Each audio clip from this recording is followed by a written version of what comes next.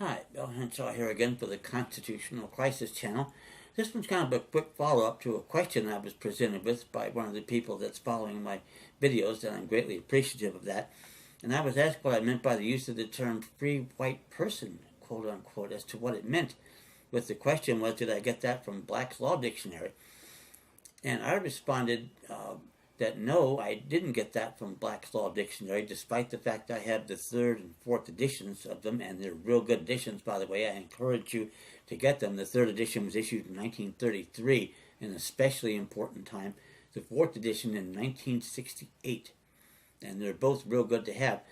But I said in my reply that I used Bouvier's Law Dictionary, as in Jacqueline Bouvier Kennedy. In fact, these are probably related people, Bouvier, from 1859, as this dictionary is contains the official definitions of the words and phrases of the Constitution according to the Congress of the United States.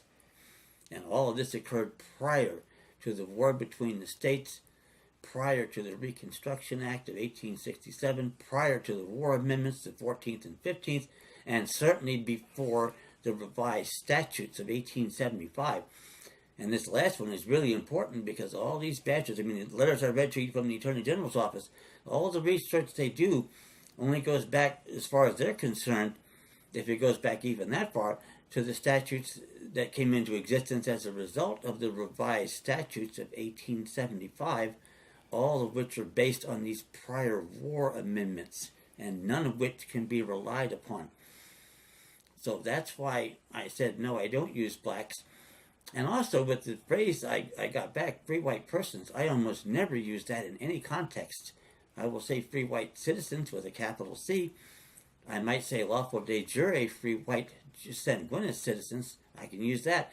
But persons I don't, because persons is a very interesting word as far as legal definition is concerned. And you look at it, you're going to find out, and Black says this, by the way, the third and fourth that I have, they don't say it right off, but you read further down and it does say that, persons are construed as being associated with the type of entity with which they're defined. In other words, they're saying, if you look at most of the definitions these days, look at it and it says a person means, a person or an individual, a corporation, an association, things like that. These are all artificial corporate entities. And that's what they think they've created with the 14th War Amendment in particular. So using that definition of quote-unquote person, it does not include and cannot include members of the sovereign body politic of the nation and republic, also known as quote-unquote our posterity. Because we're the ones sitting there with creator-endowed inalienable rights. We created the whole shebang. And for them to think, for example, that we need to have their permission to go out and drive, quote-unquote, a vehicle, quote-unquote, is ludicrous on its face. Where in the world would they have gotten that kind of authority in a situation where the relationship is principal to agent? They might very well have it with a person who owes his citizenship, quote-unquote, to the 14th War Amendment, where the relationship is guardian to ward. That makes perfectly good sense, but it can't be proven in our case. And a little thought here, by the way, for those of you that are be inclined to think at first blush that I'm one of those neo-Nazis or racists or white supremacists, this, that, and the other.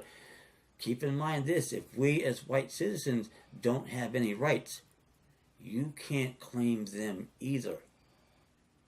How, if we can't get there, how in the world do you expect to get there invoking nothing but privileges granted by the government? Isn't going to happen.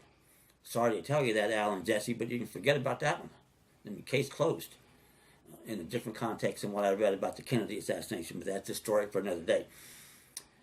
Anyway, that said, that's the response I had to it, and, I rely on Bouvier's, and I've got a copy. I don't have an original copy of Bouvier's, but the person I got it from, I saw the original copy, and I checked a few of the pages carefully at the time, and I'm convinced this is complete, unabridged Bouvier's Law Dictionary, 1859. Every serious student of the Constitution ought to have one. Thank you.